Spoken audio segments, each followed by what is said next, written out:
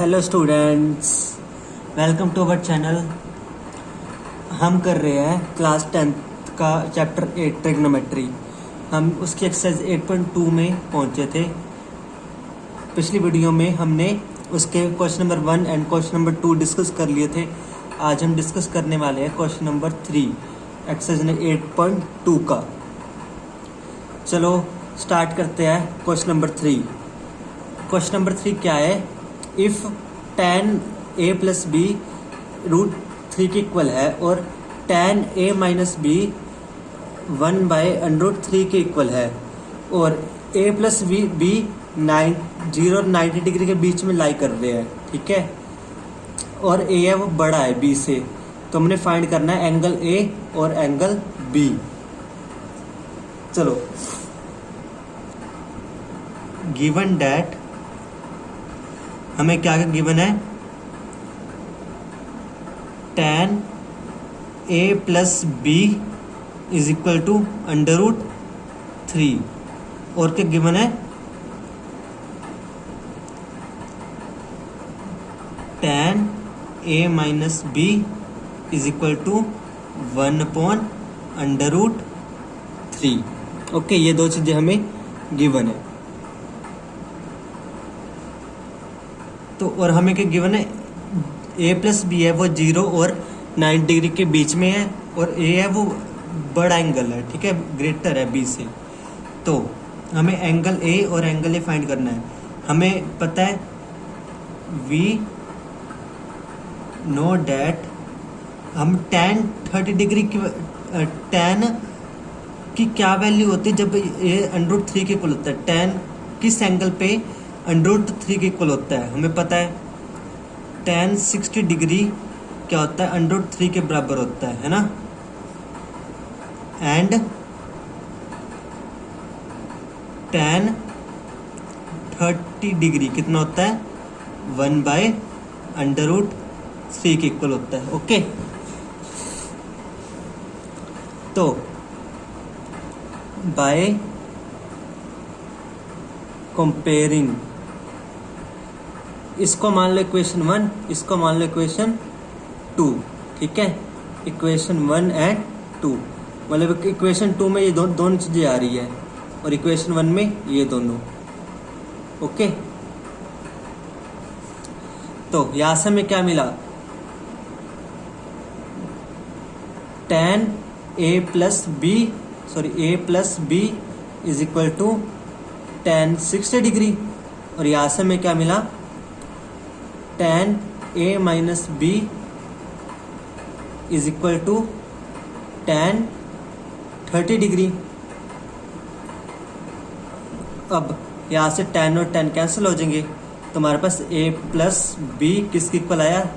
60 degree के, और यहां से a माइनस बी किसके इक्वल आया? 30 डिग्री के। Okay, yes. तो ये इक्वेशन मान लो 3 एंड इक्वेशन 4। अब आपने पिछले चैप्टर्स में किया था मतलब इन इक्वेशन को सोल्व करना। आप कोई भी इक्वेशन किसी भी तरह कर सकते हो, सब्लिमेशन से कर लो चाहे इलिमिनेशन मेथड से कर लो। हम इलिमिनेशन मेथड लगाते हैं, बाय इलिमिनेशन मेथड। उसमें क्या करते हैं? अब a प्लस बी कितना था? 60 डिग्री, और a माइनस बी कितना है? 30 डिग्री। तो b से b कैंसिल हो जाएगा, यहाँ पे क्या a प्लस a 2a, और ये कितना आ जाएगा? 60 प्लस 30 90। तो a की वैल्यू क्या आ जाएगी? 90/2 45 डिग्री, सॉरी 45 डिग्री। तो a की वैल्यू क्या आ गई हमारी? 45 डिग्री। और ऐसे अब ये क्या है? Put this value in equation, sorry put this value in equation 4 में करते हैं। 4 क्या है? ये तो a minus B is equal to 45। तो b को उस साइड ले जाओ, a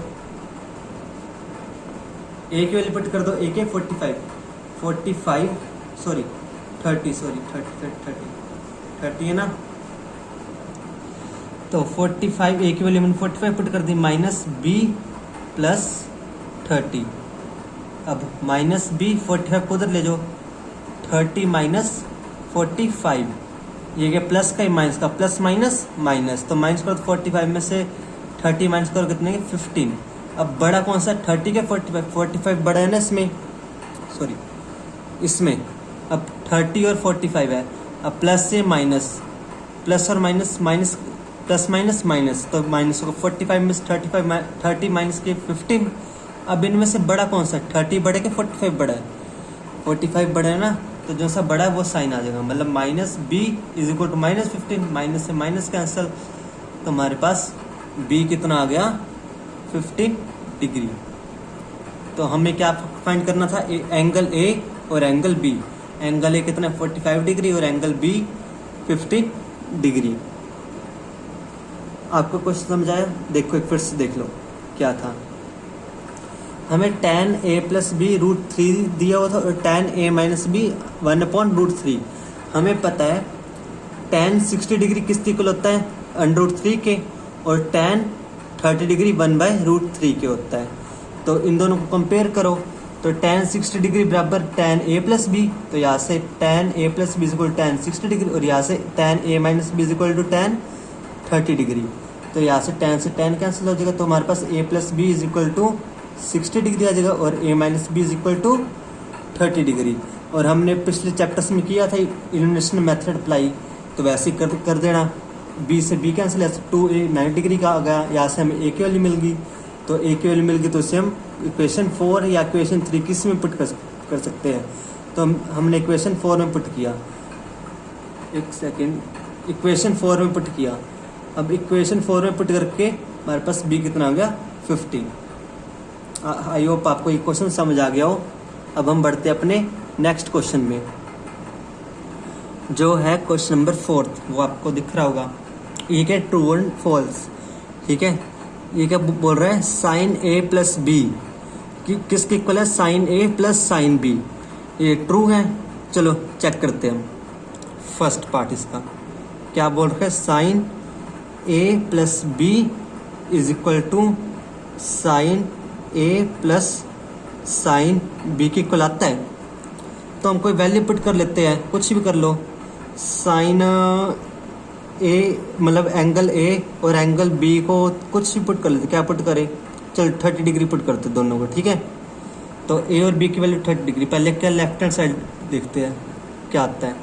लेफ्ट हैंड साइड क्या है, sine A plus B, A plus B क्या है 30, मतलब ए और बी क्या है 30, तो साइन 30 डिग्री प्लस 30 डिग्री कितना आ गया, साइन 60 डिग्री। ओके, अब साइन 60 डिग्री हमें पता है क्या होता है, क्या होता है √3/2।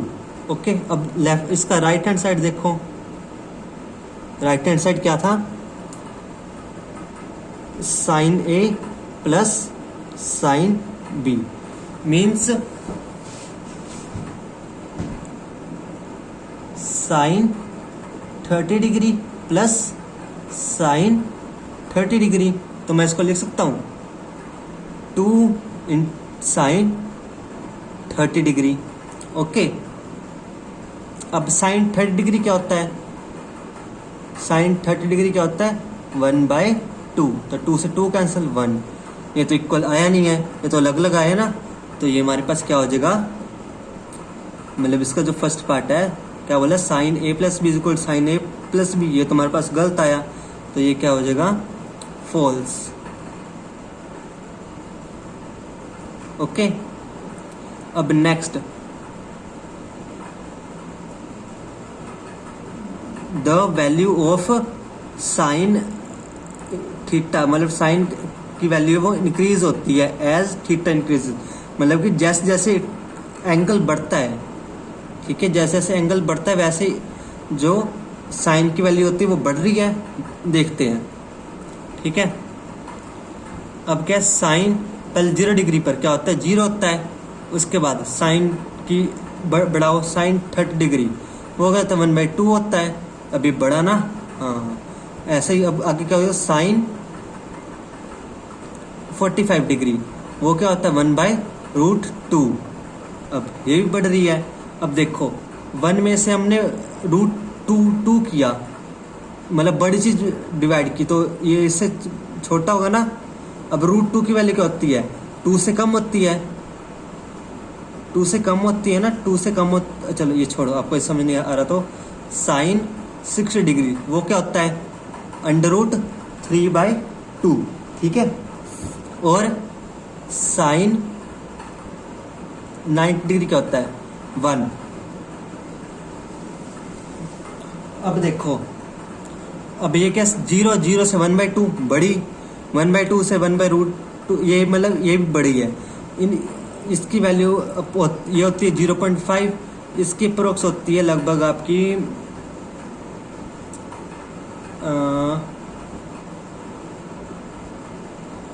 0.67 समथिंग इतनी, ठीक है। और ये वाली होती है लगभग आपकी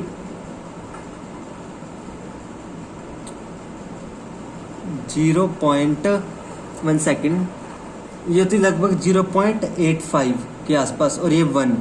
तो अब देखो इसकी जैसे से एंगल बढ़ रहा है, एंगल 0 फिर 30 फिर 45 फिर 60 फिर 90, वैसे वैसे इसकी वैल्यू बढ़ रही है ना। पहले 0 थी, फिर 0.5 होगी, फिर 6 7 समथिंग 8 5, फिर 1 बढ़ रही है ना। हाँ, तो ऐसे यहाँ पे भी बोल रहा है साइन की वैल्यू इंक्रीज होती, the value of sine increases as theta increases. तो ये क्या है, true. Okay, the value of cos increases as theta increases. cos की वैल्यू क्या क्या होती है, देखो cos 0 डिग्री पर क्या होता है, 1 होता है। cos 30 डिग्री पर क्या होता है, √3/2 होता है। मतलब कि ये लगभग 0.85 के इक्वल होता है ना, लगभग। तो यहाँ से हमें दिख रहा है तो बढ़ तो रही नहीं है ना। अब यहाँ से 0 से हम 30 गए तो बढ़ रही है, कम हो रही है, तो है ना। तो ये वाली चीज़ तुम्हारी फॉल्स होगी। क्या बोला, थीटा मतलब cos theta increase as theta increase, मतलब जैसे जैसे एंगल बढ़ता है कोस थीटा की वैल्यू इंक्रीज होती है, तो गलत है ना। तो ये क्या हो जाएगा, फॉल्स। आगे क्या है, sine theta is equal to cos theta. Sine theta cos theta बराबर होता है फॉर ऑल थीटा, मतलब सारे थीटा डिग्री पर बराबर होते हैं। 0 डिग्री पर चेक कर लेते हैं, यहाँ पे साइन 0 डिग्री पर क्या 0 आ रहा है, और साइन कोस 0 डिग्री पर कितना 1 आ रहा है, ये तो इक्वल नहीं है ना। तो इस करके ये भी फॉल्स हो गया। ओके, समझ आया ना।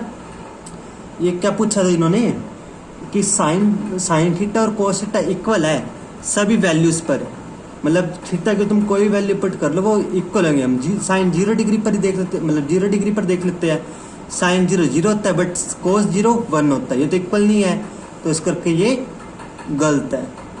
उसके बाद cot A is not defined for A is equal to 0 degree. हाँ, ये देखो क्या बोल रहा है, अब कोट 0 डिग्री क्या होता है, वो क्या होता है,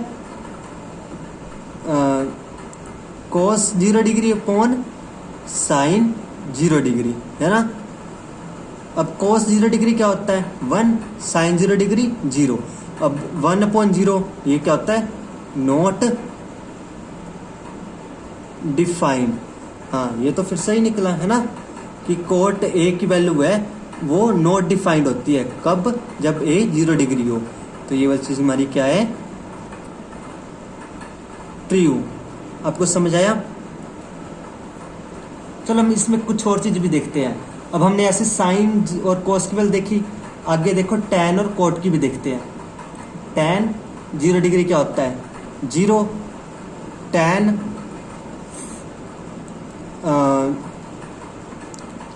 टैन 30 डिग्री क्या होता है, 1/√3। आगे क्या होता है, टैन 45 डिग्री क्या होता है, 1, है ना। अब 1 समथिंग वो तो 1 से छोटा ही होगा, है ना। अब ये देखो ये भी इंक्रीज हो रहा है ना। तो tan थीटा होता है वो भी इंक्रीज करता है as theta increases. But cot theta ले लो हम, कोट थीटा क्या होगा, वो tan का ऑपोजिट होता है, तो वो क्या होता है, कोट थीटा होता है वो डिक्रीज करता है,